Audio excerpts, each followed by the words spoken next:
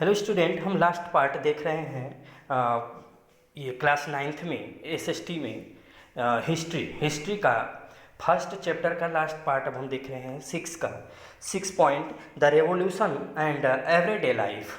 Revolution यानी क्रांति और एवरीडे लाइफ यानी जीवन, रोज का जीवन क्या है देखते हैं।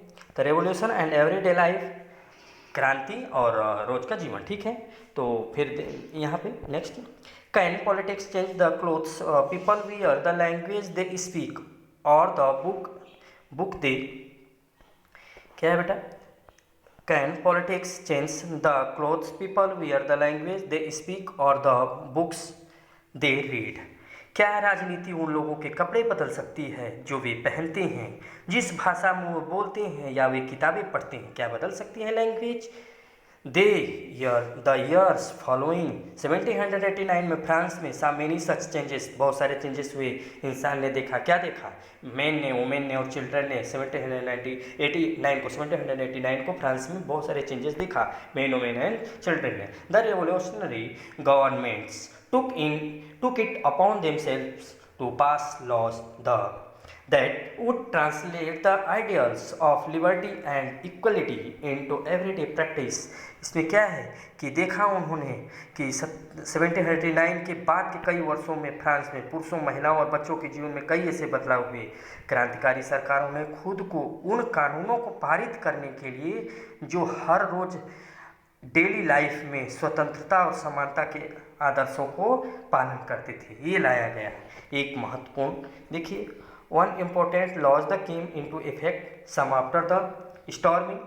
एक क्या आया बेटा? एक बास्टिल यानी कि एक महत्वपूर्ण कानून आया, important laws that came into effect soon after the storming, जो एक तूफान की तरह चेंजेस किया, यानी तूफान की तरह तुरंत लागू हुआ था। 1789 की गर्मियों में बास्टिल, जो बास्टिल है बस, यानी 1789 की गर्मियों में बास्टिल के तूफान को लागू किया तुरंत। क्या था ये क्या था? The evolution of censorship. The evolution of censorship यानी सेंसरशिप को समाप्त कर दिया गया था। अब सेंसरशिप देखिए क्या होता है। इन द ओल्ड रिजीम और all written material and cultural activities, जो पुरानी सरकार थी, और रिटेन मटेरियल, उसमें कुछ रिटेन मटेरियल थे, कल्चरल एक्टिविटीज़ थे, बुक्स थे, उसके बाद देखिए क्या क्या है, बुक थे, newspaper, plays could be published और performed only after they had been approved by the censor of the king. इसमें क्या हुआ कि सेंसरशिप को समाप्त कर दिया गया था। पुरानी व्यवस्था में सभी जो रिटेन थे, कल्चरल थे, किताबें, समाचार पत्र, नाटक प्रकाशित या प्रदर्शित किए जा सकते थे। उसके बाद ही राजा के सेंसर द्वारा अनुमोदित किया गया था, यानी उसके बाद ही, मतलब राजा को कम अधिकार दिया गया, राजा का छीन लिया गया अधिकार, सेंसरशिप। ओके, देखिए, now the declaration of the rights of man and citizen proclaim freedom of speech and expression to be a natural right. उसके बाद क्या हुआ कि अब मनुष्य और नागरिकों के अधिकारों की घोषणा में अभिव्यक्ति और अभिव्यक्ति की स्वतंत्रता को एक प्राकृतिक अधिकार घोषित किया गया। ठीक है, ये दिया गया नाउ द डिक्लेरेशन। उसके बाद देखिए, उसके बाद मेन चीज़ यहाँ भी है कुछ, they all describe and discuss the events and change taking place in France. बहुत सारे फ्रांस में चेंजेस आए, फ्रीडम ऑफ द प्रेस आया। ठीक है, जो क्या हो सकता था, also mean the opposing view of events could be express हो सकती थी, यानी अपोजिशन के भी लिख सकता था, उसमें पेपर में आया। ठीक है, each side sought to convince the order of its position through the medium of print. फिर उसके बाद क्या हुआ, बहुत सारे कहने का, प्रेस की स्वतंत्रता वाली आया। फिर उसके बाद ब्लू प्रिंट, गाने, उत्सव के जुलूस के माध्यम से अपनी स्थिति भी लोगों को दूसरों को समझाने की कोशिश की गई। ठीक है, प्ले सॉन्ग, देखिए प्ले सॉन्ग भी, तो ये सब चीज़ें चेंजेस आए। फिर उसके बाद यहाँ पे आते हैं, this was one way that could grasp and identify with ideas such as liberty और justice that political philosophers were about the left in text which only a handful of educated people could read। कहने का है इसमें कि ये भी समझाया गया कि स्वतंत्रता या न्याय जैसे विचारों के साथ समझ और पहचान भी कर सकते थे। राजनीतिक दार्शनिकों ने परीक्षणों में बहुत सारी चीज़ें लिखा और वो भी लिखा कि जो केवल मुट्ठी भर शिक्षित लोग ही पढ़ सकते थे, ये भी बताया। ठीक है, तो नेक्स्ट आते हैं बेटा कंक्लूजन में। देखिए लास्ट में क्या हुआ। लास्ट में हुआ कि 1804 में यानी 1804 में नेपोलियन बोनापार्ट नाम का एक व्यक्ति आता है जो एम्परर ऑफ फ्रांस, फ्रांस का राजा बन जाता है, जिसे फ्रांस का सम्राट बनाया गया, ताज पहनाया गया। उन्होंने देखिए he set out the conquer neighbouring European countries dispossessing dynasties and creating kingdoms where he placed member of his family। जिसने क्या किया कि उन्होंने कई पड़ोसी यूरोपीय देशों को जीतना चालू कर दिया, राजवंशों को फैलाना, उन्होंने राज्यों को बनाना शुरू कर दिया, यानी कि नए नए राज्य जीतना शुरू कर दिया जब नेपोलियन बोनापार्ट आए फ्रांस में। जहां उन्होंने अपने परिवार के सदस्यों को रखा था, नेपोलियन ने उनकी भूमिका को यूरोप के एक आधुनिक निर्माता के रूप में देखा, यानी कि नेपोलियन बोनापार्ट का फ्रांस इतिहास में मोस्ट इम्पोर्टेंट रोल्स है। Napoleon saw his role as a moderniser of Europe. उसने अपने आप को यूरोप का आधुनिक कर्ता बताया।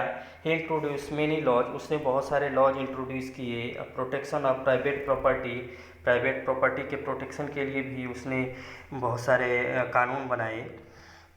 उसके बाद he introduce many laws such as the protection, ये बता दिया, private property and uniform system of weights and measures provided by the decimal system.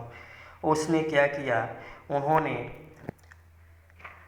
निजी संपत्ति की सुरक्षा और भार प्रणाली की एक समान प्रणाली दशमलव प्रणाली द्वारा भी प्रदान किया गया। ये सब भी उन्होंने लागू किए नए नए कानून, यानी कि वजन माप में उनका मुख्य ध्यान भी रहा। Initially many saw Napoleon as a liberator who would bring freedom for the people. उसके बाद क्या हुआ कि नेपोलियन को मुक्तिदाता के रूप में स्वीकार किया गया जो लोगों के लिए स्वतंत्रता लाते थे। लेकिन जल्द ही नेपोलियन सेनाओं को हर जगह एक हमलावर ताकत के रूप में देखा जाने लगा। लेकिन जल्द ही इसे एक हमलावर के रूप में देखा जाने लगा। किसको? नेपोलियन को। नेपोलियन देखिए, but soon the Napoleon armies came to be viewed everywhere. देखा जाने लगा everywhere as an invading force. उसे आक्रमणकारी के रूप में जल्दी ही देखा जाने लगा नेपोलियन को।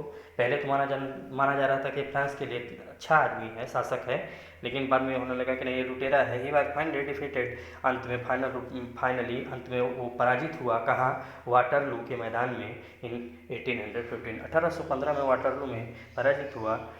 Many of his measures that carried the revolutionary idea. बहुत सारे रेवोल्यूशनरी आइडिया भी आए इस समय। कई उपायों ने यूरोपियन हिस्सों में स्वतंत्रता और आधुनिक क्रांतिकारी के विचारों को चलाया, यानी कि many of his measures that carried the revolutionary ideas, liberty की, मॉडर्न लॉज की, the other part of Europe had an impact on people long after Napoleon had left.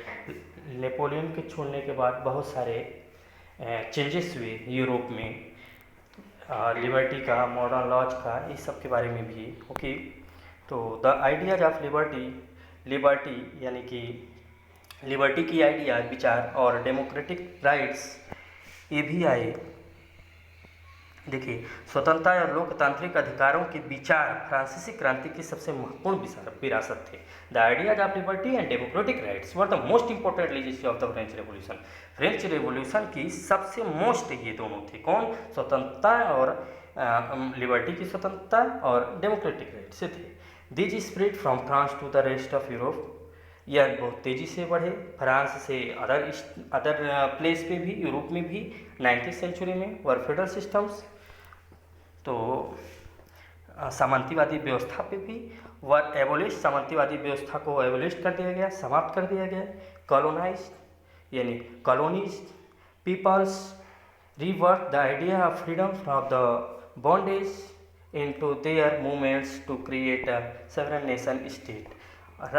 उसके बाद क्या हुआ, देखिए इसमें क्या हुआ कि संप्रभु राष्ट्र के लिए भी संप्रभु राष्ट्र बताया गया किसको, फ्रांस को पूरी तरीके से। Their movement to create a sovereign nation state. Tipu Sultan, कुछ ऐसे लोग थे जिन्होंने इसको फॉलो भी किया। टीपू सुल्तान भारत के थे एंड राजा राम मोहन राय भी are two examples of individual who responded to the ideas coming from revolutionary France. Revolutionary France यानी कि क्रांतिकारी फ्रांस के क्रांतिकारी आंदोलन के इन विचारों को राजा राम मोहन राय और टीपू सुल्तान ने भारत में भी लाने का इनको श्रेय दिया जाता है। तो ओके, आपका ये चैप्टर कंप्लीट हो बेटा, इसको आप लोग अच्छे से रीड कर लीजिएगा।